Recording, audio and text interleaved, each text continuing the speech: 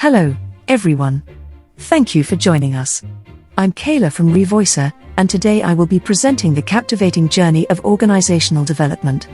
We will explore three pivotal aspects: the expansion of organization development, its development in the United States from 1940 to 1990, and the influential figures in the field of organization development. Let's begin by discussing the expansion of organization development beyond the United States to the global stage. Organization development, OD, gradually disseminated from the United States to Europe and Asia, shaping the approaches organizations take towards change and growth. Allow me to provide you with a concise historical account of how OD extended its influence across continents. In the 1930s, organization development, OD, took root through the pioneering work of Kurt Lewin in the United States, placing a strong emphasis on action research. During the 1940s and 1950s, T-group experiments and sensitivity training emerged as methods to enhance interpersonal skills and group dynamics. Moving into the 1960s, OD expanded its reach to Europe, with countries such as the United Kingdom, France, the Netherlands, and Germany embracing OD principles and practices. The United Kingdom stood as an early adopter of OD in Europe, particularly with the development of the socio-technical systems approach at the Tavistock Institute in London during the 1960s. France witnessed the spread of OD in the 1970s, while the Netherlands became another fertile ground for OD implementation. Dutch organizations began incorporating OD practices to stimulate organizational growth, enhance communication, and empower employees. In Germany, the principles of OD gained traction as organizations grappled with the challenges posed by rapid industrialization and globalization. Fast-forwarding to the 1990s, OD further expanded its reach to Asia, encompassing countries such as Japan, India, China, and Singapore. This expansion was driven by the imperative to navigate the rapid economic growth, globalization, and cultural diversity prevalent in the region. The diffusion of OD across different regions and time periods exemplifies its evolution as a field and its ability to cater to diverse organizational needs within a wide array of cultural and economic contexts. Let us talk about the evolution of organization development in the US from 1930s to 1990s. During World War II in the 1940s, the roots of organization development, OD, can be traced back to the application of action research and group dynamics. The turbulent context of the war led to the recognition of the importance of effective teamwork and collaboration within military organizations. In the 1950s, following World War II, organization development, OD, gained further momentum with a focus on post-war recovery. During this period, action research evolved to emphasize the importance of data feedback in facilitating organizational change.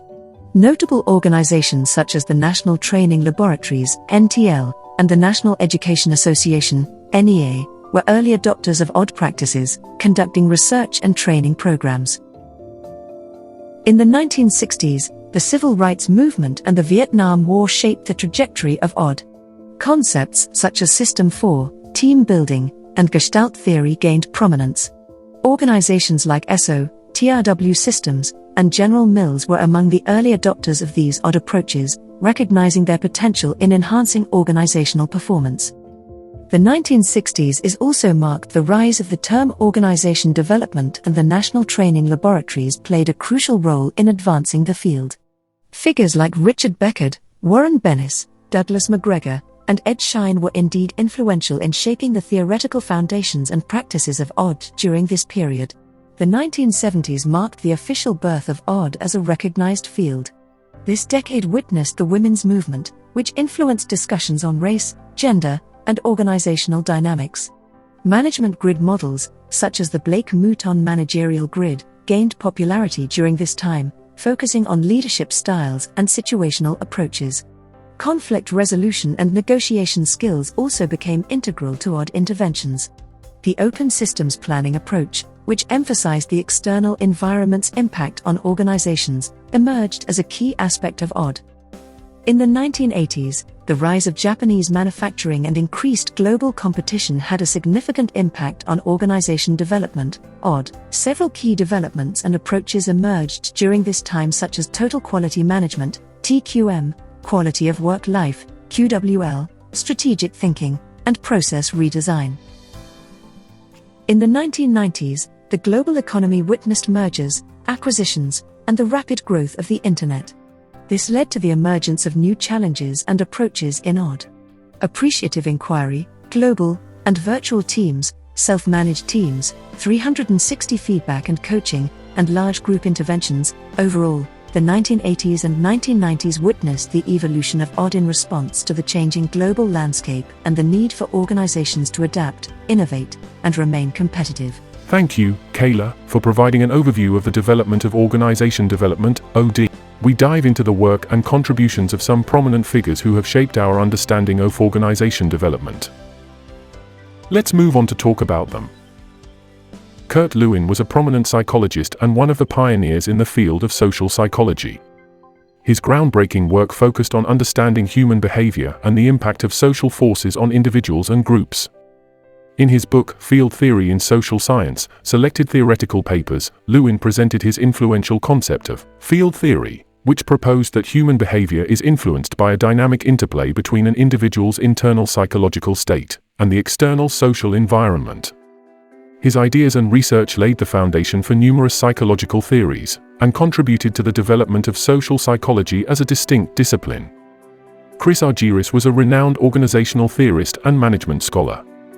He is known for his work on organizational learning and the theory of action. In collaboration with Donald A.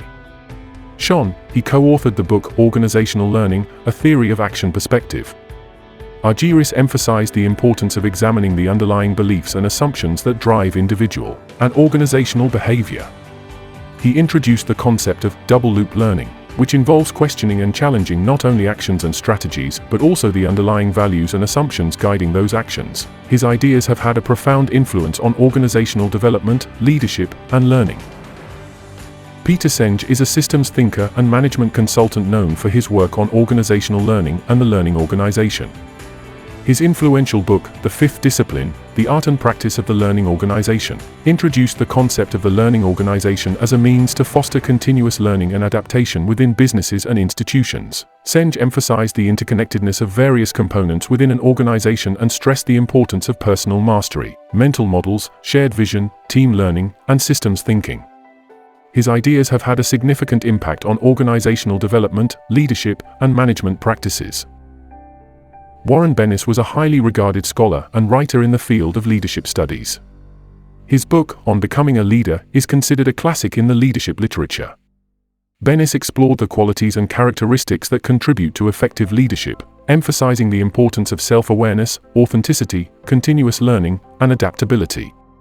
He highlighted the significance of personal growth and the development of leadership skills throughout one's life. Bennis's insights have influenced leadership development programs and have guided countless individuals aspiring to become effective leaders. Rosabeth Moss Kanter is a prominent social scientist, author, and management professor. Her book, The Change Masters, delves into the dynamics of organizational change and the strategies employed by successful change leaders. Kanter emphasizes the importance of innovation, flexibility, and inclusivity in managing change. She explores how effective leaders mobilize and empower individuals and teams to adapt to shifting circumstances and embrace change as an opportunity for growth. Kanter's research and writings have shaped the field of organizational behavior and have provided valuable insights for leaders navigating the complexities of change. Peters and Robert Waterman Jr. co-authored the influential book In Search of Excellence: Lessons from America's Best-Run Companies. Their research examined the practices of successful companies and identified key factors that contributed to their excellence. The authors highlighted concepts such as customer focus, employee empowerment, decentralized decision-making, and fostering. John P. Kotter is a renowned leadership expert and professor at Harvard Business School. His book, Leading Change, is considered a seminal work in the field of change management. Kotter presents an 8-step process for effectively leading and implementing organizational change.